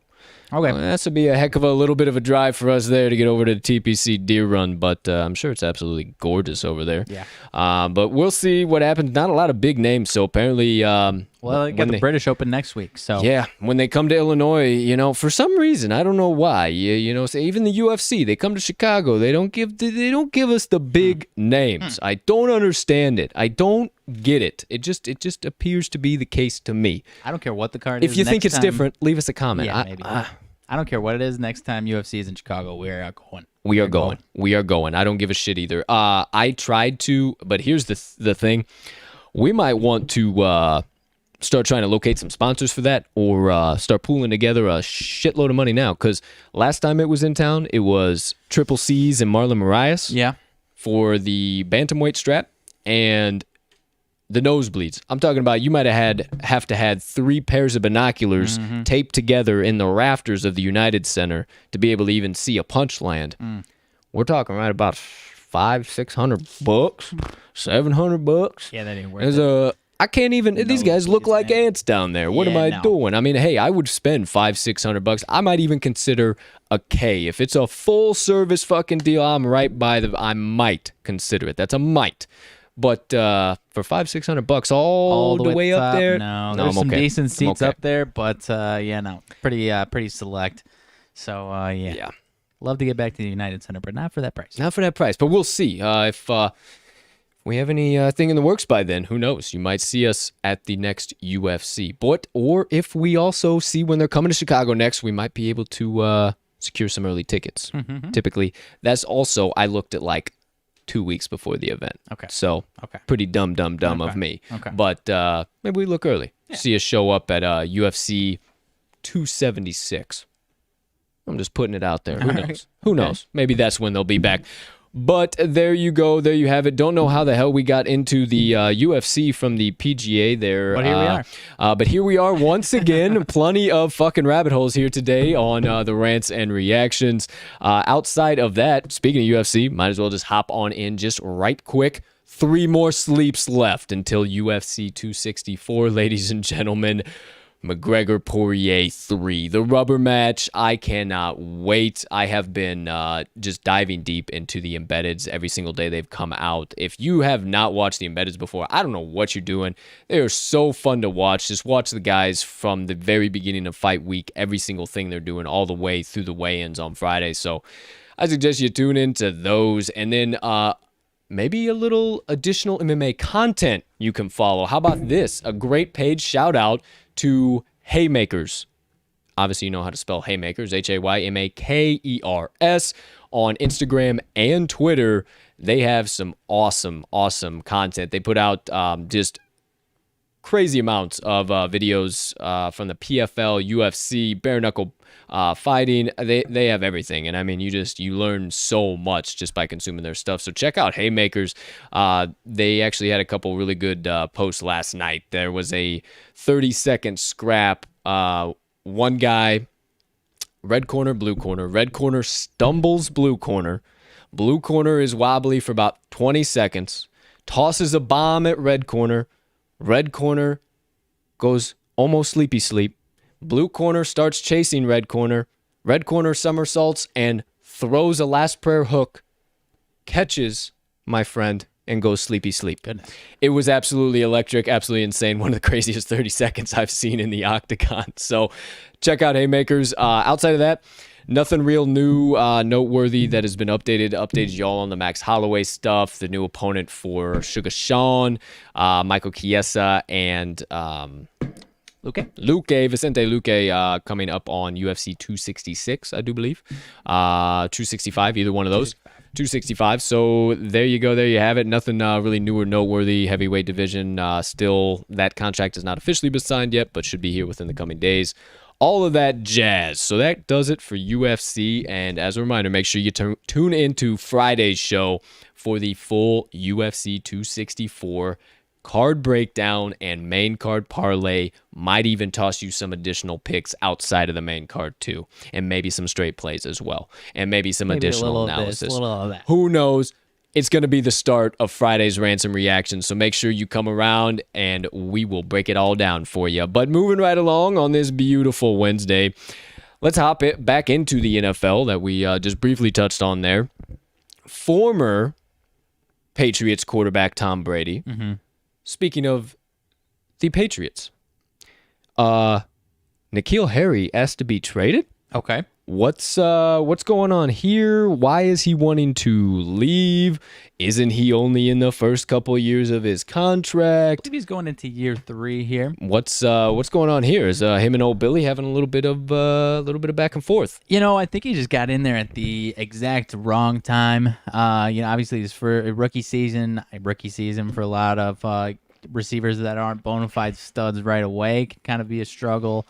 And then you get into second season, and now you got quarterback carousel, Cam Newton, obviously not Cam Newton, Jared Stidham, whoever it is, and things didn't go as well. And now you got a similar style of offense that doesn't really throw the ball deep with Cam Newton at the helm, and it doesn't appear to be the right fit anymore. No. And I don't know where he goes. His trade value is pretty damn low, so I don't really know what they get for him, how easy it's going to be to trade him, but I was reading something. It was looking like he might be battling for the 4th or 5th receiver spot. Whew. And so if he can find a spot where he's a top 3 receiver, he obviously wants to do that. So I don't know where that would be though at this point in the game. There is a lot of good receivers right now, and this previous wide receiver class coming out of the 2021 draft is loaded. Yeah.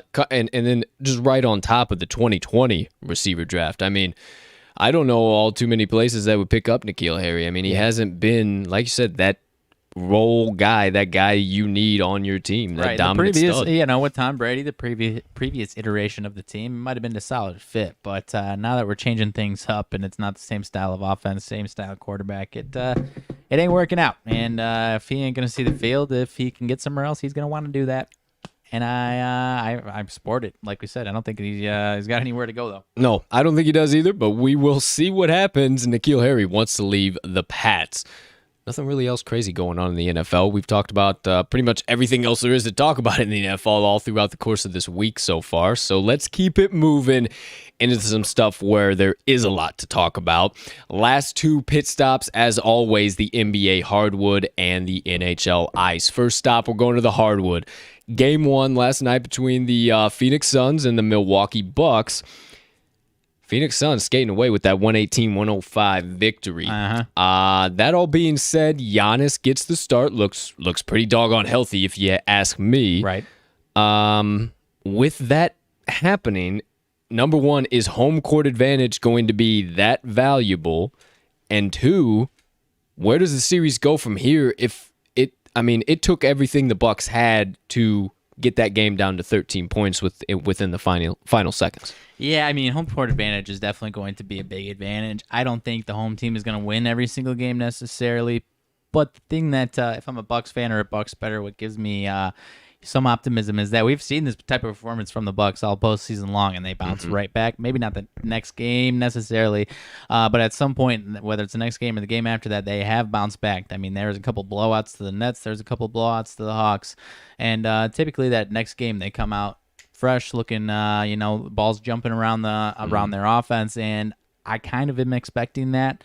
And the Suns have done the same thing on their side of things, and they've obviously gotten to this point as well. So if you're a Suns better, you're thinking you got a pretty good shot that they're going to roll through this series. But I think it's going to go at least 6 games still, and I'm going to still stick to I'm going to predict Bucks in 7 still. Okay. Hey, early hot take, early prediction. I just think too many people are all over Suns in 4. It's not going to be Suns in 4. No. It really surprised me last night with all of the public being on the Suns, the line dropping down, and just the way that everything was playing out with Giannis coming out. I am very surprised at how that game ended. Yeah, Chris Middleton was not good.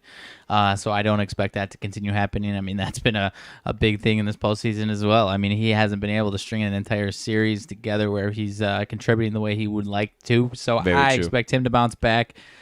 Chris Paul was very good yesterday. I'm rooting for Chris Paul. So team despite high 32. My prediction, yeah, he was very good. I expect Drew Holiday to come out and be a little bit more of what we saw in the back half of that Atlanta series where he was causing them major issues. I expect us to see whether that's on Chris Paul, whether that's on Devin Booker. They're going to find a way to utilize him on defense because we didn't see the biggest showcase from him like we were seeing at the end of that Hawks series. So, I'm going to be in the camp that say maybe they were not taking it easy intentionally, but, not going balls to the wall in game 1, trying to preserve some of that and, see if they can switch up the looks next time around. And I might be taking Bucks game 2.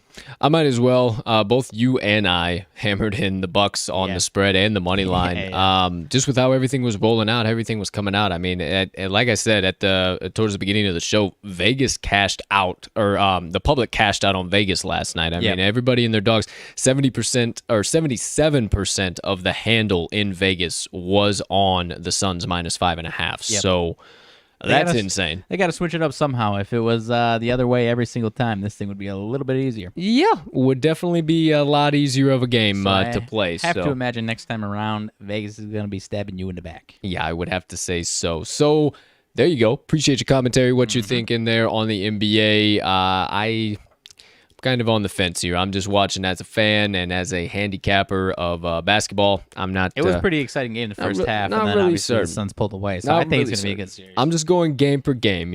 Sometimes when it gets to these teams are so doggone close, sometimes I like to stay away from the series betting because it just who the hell knows, Fair. And little game by game because I've had some good success all season, all NBA season long. So definitely like to do that. So there you go, NBA action, NBA hardwood, everything in between, coming from the NBA today and beyond.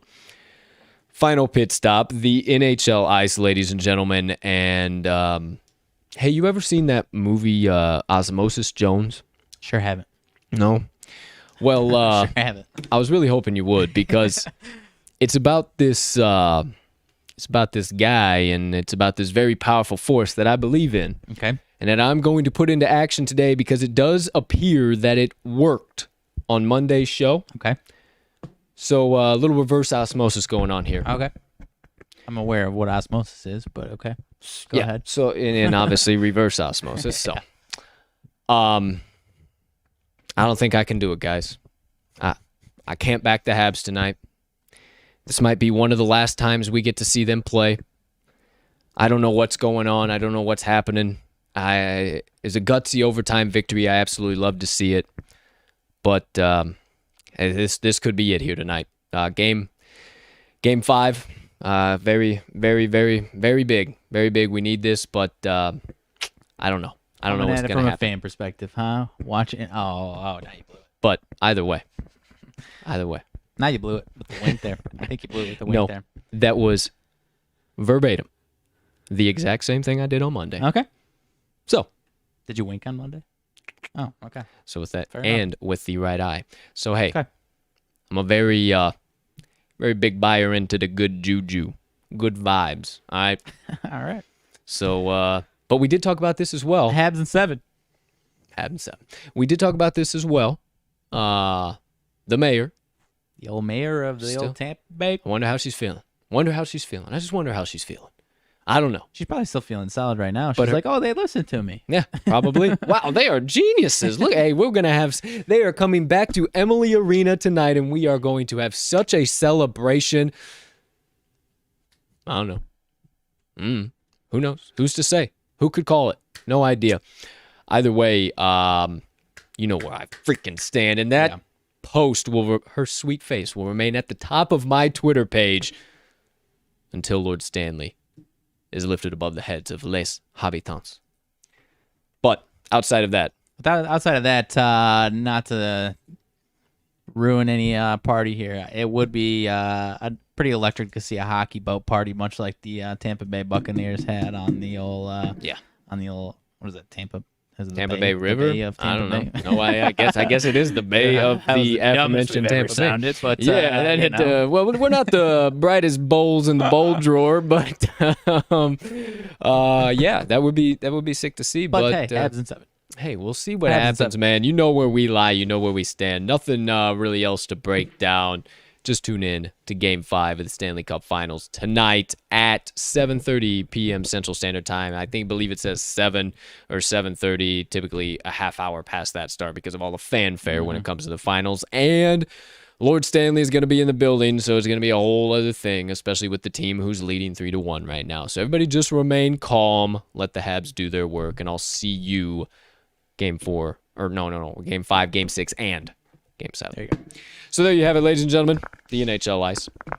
Outside of that, my friends, quick reminder, follow us on the Action Network app, as always, for all of our best bets of the day. Had some other plays that I really liked. Wasn't as confident enough in them to bring them to the show, and those were actually the plays that hit for me yesterday. So make sure you follow me on the Action Network at cash_with_Colt. You can follow my partner at RMags, all caps, and then you can follow the best bets of the day from every show, Moneyline Dice, and the special play on the Talking the Line page at Talking the Line. Excuse me. Quick little sip there. Outside of that, make sure you follow all of those. We always hammer in stuff throughout the day, so we'll be sure to add stuff there. No daily draw coming from me today. Doesn't really look like any solid enough pitching matchups to where I buy that. We'll keep you guys updated when we have the over yes runs in the first inning here available in Illinois. I've been keeping my eyes peeled. I still ain't seen it yet, but I'll let you guys know. Any rumblings, any early thoughts here, partner? Prop of the day. Not anything I saw. Nothing jumped out at me, so we will see. Okay. Not going to say anything yes or no because there wasn't. Sometimes on the teams that I look at, something jumps out at me, and I already know that I'm going to be looking at those guys. But nothing today quite yet. Okay. And then might do a little perusing through some boosts around sportsbooks. Put some out today if there's any good ones out there today for you guys to take advantage of. Got some good lines on. Hope you jumped on the Italy and England both to advance to the Euro Finals on FanDuel Sportsbook yesterday. Definitely looks like that is how things are going to be shaping up. Fingers crossed. We'll cash that England money line here today. It is coming home. Other than that, nothing new, major, or noteworthy. Make sure you hit the link tree in this episode's description so you can follow us on all of our social platforms. We're most active on Twitter, gradually expanding into other platforms as well, but that's where our biggest fan base lies, so we'll be the most active there. So that's where you'll find all of the latest updates for TTL Sports Media as a whole. Currently working infrastructure for the website is fully officially underway. Had some loose ends had to tie up there as far as hosting services and different things, but everything is confirmed now. Very shortly we will be able to release that to you guys and be all set to rock and roll. So stay tuned for the release of the website. A lot of good stuff is going to be able to come for that. Me and Mags are going to get back into writing, do a lot of our stuff, maybe some different blogs than we did in the past. Maybe not even serious stuff, some goofy stuff. Who knows? Not even really generated around any picks or anything. Maybe just some outlooks of, oh, hey, I loved betting on the St. John's Red Storm last season during the old college basketball season. Here's why. Here's what their team's looking like this year, and here's why I'm going to be hammering the shit out of them again. Okay. How about a little action like that? I like that. You should do that. So I think I might have to. That. I think I might have to. I would so read that. We're gonna start. Getting into that. We have other shows that we're working on too. Yeah, that's right. We have plenty of other things we're doing. We do not just hit the end stream button and then go about our days. We got a lot of other stuff coming here from TTL Sports Media. Couple of hints. Interview-based show on Tay Horizon. Possible live. Might not be live. Maybe pre-recorded, but you might catch us at a stadium near you. You might, sometime in the future, be able to catch us in the afternoon. Maybe in the evening. Maybe From the evening to the wee hours of the morning. Maybe. Who's to say? Who's to say? Who's to say? Who's to know? All I know is that there's big things coming. And I suggest you guys stay tuned, not only into the TTL pod, but all of our social platforms, not only the Talking the Line, but also Mags, also mine. Even if you don't see something on the TTL page, I guarantee you're going to see it on one of our pages. So make sure you follow us. We have some big things that are going to be rolling out over the course of the next month and a half here, I would have to say. So come on, jump on board the rocket ship and let's go to the moon, ladies and gentlemen. Outside of that,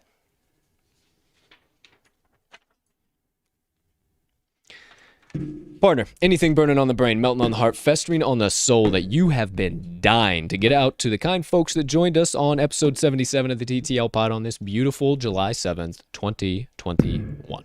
Okay, so I've got some questions here. Yesterday, you brought to us your opinions on the Giants city uniforms, and you were in love with them. Okay. I was perusing Twitter. I don't remember if it was trending or how I saw it, but San Francisco Giants writer, blogger, I don't know exactly which one it was, had quite the opposite opinion of yours and was hating on them about as hard as you can possibly hate. So I have the question, A, were you taking crazy pills, which I don't think you were. I wasn't quite as high on them as you were, but I did like them.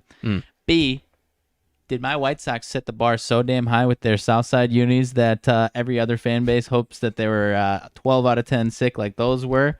And anything that's even less than 9 is a dumpster fire? Because that's what it appears to me. Question 1. Depends on what your definition of crazy pills is. Okay. Maybe. Who knows? Crazy is my middle name. I'm a little screw loose here. Like I said, I still haven't seen the best look at those jerseys, but I also like them. However, I still think they're freaking sweet. But question 2. We talked about it yesterday. Yeah, I think your Sox just set the bar so damn high that I don't think anybody can really touch them unless somebody rolls out some sick ones that we just have no idea are on the horizon. But let me ask you this. Okay. Why does it seem like every city, well, I guess you could divide Chicago now, north and south side, we'll say, every city, quote unquote, that has unveiled their City Connect jerseys, why does it seem like everyone but the Sox have hated on those jerseys? That's what I'm saying. Been pissed about them. Because they set the bar so damn high. And, you know, it was because the Red Sox came out first with theirs. They were yellow and blue, mixed reactions. Some people liked them. Some people didn't like them. Different colors, whatever. Wasn't a dumpster fire reaction. But ever since the White Sox got it, oh, my God, those are absolutely amazing. Everyone else, I liked your Cubs ones. I wouldn't say they're a 10 out of 10, but I thought they were solid. They got reacted as if they were a dumpster fire. And now the same thing here with the Giants. I haven't been keeping too close tabs on any of the other ones, but, you know, I would love it if the Sox stopped wearing those on 90-degree days, and because I think they're 0-2 with some brutally hot Saturdays that they've worn them, which seems like a poor choice. Yeah, but, you know. They're pretty legit, and it's pretty comical to see Tony La Russa in those jerseys. Yeah, that classic. How are you, fellow kids? Hello. But anyways, man, I love the Southside jerseys, but people are reacting as if they are their teams are dropping the New Era hats, which we didn't talk about. They also released those new ones, which might be worse than the ones we reacted on last time. 1990s tattoo craze, that italicized writing or on top of Sanskrit their actual or logo, or whatever the heck it's called. Those are disgusting. My gosh, those are disgusting. I like the thought of changing up the lettering or something. Meetings, man, get somebody else into these. But once again, I say to you, partner, and I say to you guys too, there had to be at some point in time a group of humming beans sitting around a table, not just one, a group of humming beans sitting around a table, discussing what should go on these hats, and they saw that and they said, "Hey, that's it. That's the one. That is it." Where do we get this sometimes, you know? Less is more. Less is more. 100%. Less is more. The ones that and were... You could even still go more than the typical hat, and it would still be 100 times less than what we were putting out here. I don't know what we're doing. They are gross. Yeah, I don't know what we're doing here. Even the ones for 4th of July were nice, clean, smooth. They're not bad. Yeah, they weren't some bad people at all. were kind of iffy on those, but compared to these other ones, good. Like, what are we doing? But there you go. There you have our opinions. I appreciate your sidebar today, Mag. Definitely got us down on another rabbit hole there. But, hey, what do you say we wrap this show up the only way we know how? Go for it. All right, my friend. I will get right into it with today's Motivation Minutes. Quick sip of water. I do apologize. Okay. Quick one for you here today. Nothing quite major. Just going to give you some thoughts, some suggestions, some things to apply.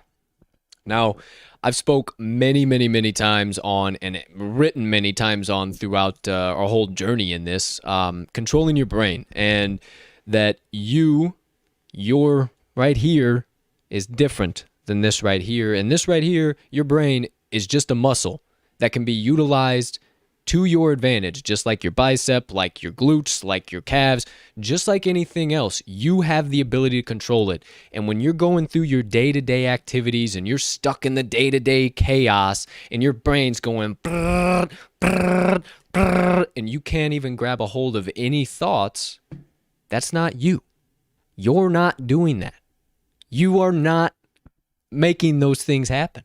Your brain is controlling you and giving you all these different options to try and select from, and it makes you think that you're crazy, and you have anxiety, and you're spinning like crazy. But I'm here to tell you, you have the ability to control that. And I've spoke on it time to time in the past, and I've given some things like this separately, but I wanted to give you 3 things to try. And if you're facing some of that mental anxiety and the day-to-day chaos and you can't get your thoughts in order and I mean, you are just spinning, these will help because I've been there and I still get there from time to time, and I use these every single day, and they help me to stay grounded, to stay centered, and not to allow my brain to control me and dictate how I live my life and my day. So the first thing that I want you guys to try, and that is so important, but I see so many people that are so uncomfortable with it. Number 1 is seek solitude.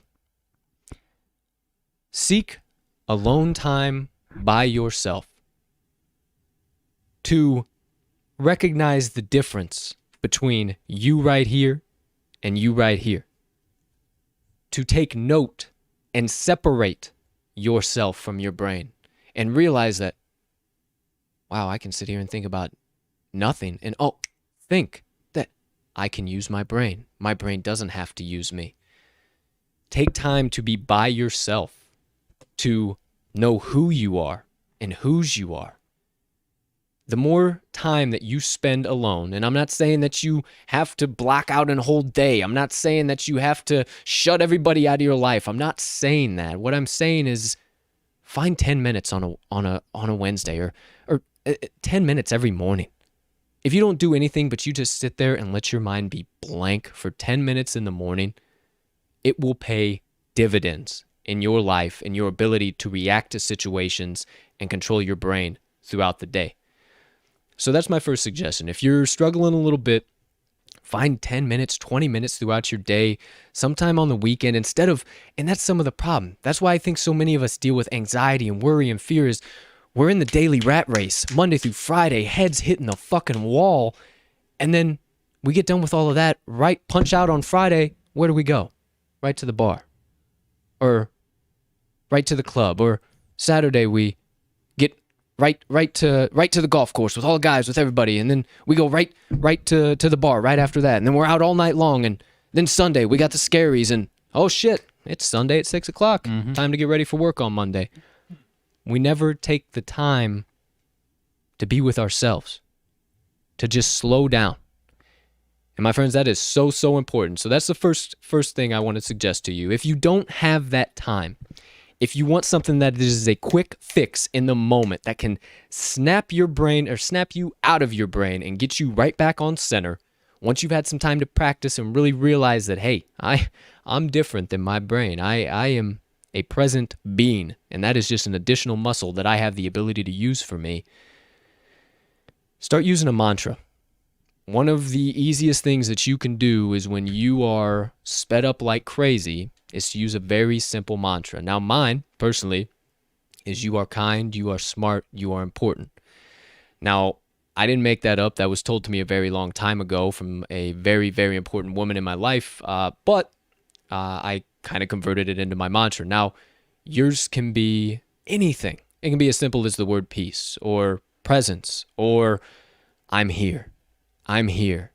I'm here. Just right now, take a moment. Say, I'm here 3 times. And tell me you don't feel more here. Tell me you don't feel that disconnection coming down from your brain and coming into the actual center of your being and who you are. So, when things start to get sped up, things start to go crazy, if you don't have time to seek that solitude, don't have that time, if it's right here and now, I need to get reset here, I need to be able to get through this moment and then I can figure things out later, slow down and access that mantra. It can be whatever you want and say it over and over until that thought path, that anxiety, that fear is gone. And I promise you, it works. It works. And the amount of time you saying it repeatedly over and over and over again will be so short in comparison to living an entire day of being in worry, anxiety, and fear. Take 30 seconds, say that mantra over and over again, and get out of your head and become present. So that's my second suggestion, something else you can check out. And third and final thing, seek out things like this. Seek out outside of me. See, some good guys to check out, to look at. Inky Johnson, Tony Robbins, on a totally different track, but the mentality. Grant Cardone, Gary Vee. And you might laugh at those, but those guys are in the positions they are because of the mentality they have. And they know that their brain is just an additional muscle that they can use. And they know how to stay out of the anxiety, out of the worry and fear, and stay in the success. And partner, what's success? Happy, centered, fulfilled. Yes, sir. There you go. Putting you on the spot to see if you were listening. But that is the lives they live. And if you want to be successful, you have to see what those who are successful are doing. So, check out a little bit more. If you're struggling, controlling your brain, struggling with all the anxiety and daily chaos and everything, take some time to seek additional stuff like this out. And if I can do that for you, if I reach one of you with this, give you an opportunity to think in a different path, think in a different wavelength, if this message hits you right square in the center of the chest today, that's what I'm here for. And I hope you guys keep coming back, and I hope I can keep shedding a little bit of that inspiration, motivation, that message on you guys to just, hey, let's get through today. Let's get through this Wednesday. And I hope that by remembering those 3 things, by taking time for solitude, utilizing a mantra when you absolutely need to, and seeking out what those who are successful are doing, I hope you'll do those 3 things and start to see a big change in your life. I can promise you that you are not your brain. You are a being, and you can control it. And all that anxiety, fear, worry, everything in between will go away when you make the decision to. So that does it for my motivation minutes for today, my friends. I love it, my man. Can't add too much more. You nailed 3 different parts of it there. Love it all. You nailed it. Yeah, getting solitude is definitely a big thing. And it doesn't even have to, whether that's, middle of the day, start of the day, you don't even have to use it if your head is spinning. It can just be like just a halfway check or in the morning kind of check to make sure you're all good and keep it moving, keep it grooving. Yes, sir. You know me. I mean, every morning I get up at 5 a.m. I'm up rocking and rolling for a lot of people, but I do that so I can take an hour to myself. I take an hour to myself every day before I have to dive into the phone, before I have to dive into everything and just get into the rat race. That's how I'm able to remain in the moment a lot of times. And I suggest you guys start to seek that out. So there you go. There you have it. My motivation minutes for today. Well, sure appears from this side of the table, partner, that's about the show. Any complaints on your side of the table? So many complaints. Okay. Any late breaking news updates, things in between, anything you might be hammering in based on anything you've seen or heard? No, not or quite. discussed? Let's see. I believe your Pirates are up 3-1 in the bottom of the first. Boom, baby. Boom, baby. I hope you're hammering in tickets. We still got a long time to play here, ladies and gentlemen. I told you it's going to be a back and forth affair, but we got Ducks on the pond. an extra 1.5 runs. They're already up by 2 runs, and we got ducks on the pond. So I hope you hammered in the Pittsburgh Pirates plus 1.5. I hope you were there. Either way, told you, if you saw on Twitter, we're cashing tickets all morning, all day, all night long. Yeah. Period. No question. Point blank, period. We have the brooms out of the closet, and we are ready to get to sweeping. So we hope you are betting along with us, because we're off to a hot start. Here we go, ladies and gentlemen. Outside of that, that's the show. Hey, first things first. You guys are awesome. I know I always just briefly say thank you or whatever the case might be, and I don't want that to seem loftier, like I just have to say it, because we appreciate you guys more than you can possibly know. Like, we do this for you guys, you know that, but even on losing days, like, being able to hit the streaming button and connect with you guys and know that you guys are consuming our content and getting value out of it, and hopefully not only getting education, but that entertainment, a little bit of comedy, motivation, inspiration, everything in between. I can't tell you how much we appreciate you guys. You guys give us that energy and that vibe to get up every morning and keep doing this. And your support, your following, everything in between is more than we could ever express in words. And with that all being said, also, let's continue to grow this son of a gun. Let's take this son of a gun to the moon, and go ahead. Tell your brothers, tell your sisters, tell your uncles, tell your neighbors. TTL is here to stay, ladies and gentlemen, and we are going to be doing nothing but cashing tickets along the way. Yes. And we're going to be growing. We're going to be bringing new content. We're going to be doing new things. This is by far the littlest amount of content you will ever see from us, and this is nowhere near the top of Talking the Line sports media. So with all that being said, I wanted to get that out. I thank you guys so much. I know Mags feels the same. So for this beautiful July 7th, 2021, ladies and gentlemen, degenerates and gamblers far and wide, from myself and Mags, once again, thank you so much for stopping by episode number 75 of the TTL Pod and choosing to hammer in some locks with the TTL crew. You know the deal. Let's cash some tickets.